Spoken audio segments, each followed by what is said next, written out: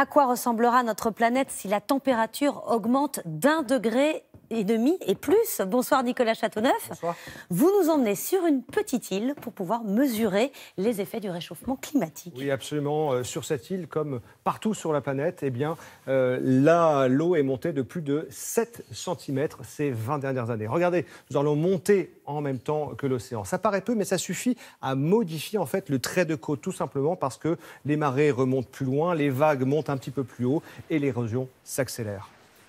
Et quelles seront les conséquences d'un réchauffement climatique supérieur à Alors, l'avenir? à la fin du siècle, le GIEC prévoit jusqu'à 1 mètre de plus. Regardez, en France, la Camargue, le Marais Poitevin, les côtes charentaises seraient submergées. De nombreux bâtiments, comme par exemple cette chapelle que vous voyez ici, eh bien, se retrouveraient les pieds dans l'eau.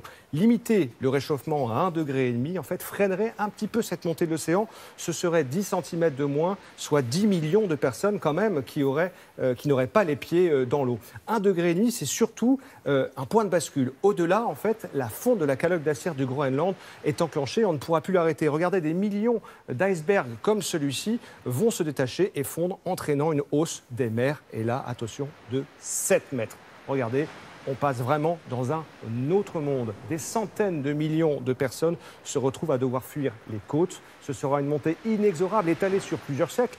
Pour éviter ça, le GIEC est très clair. Tout se joue dans les 15 prochaines années.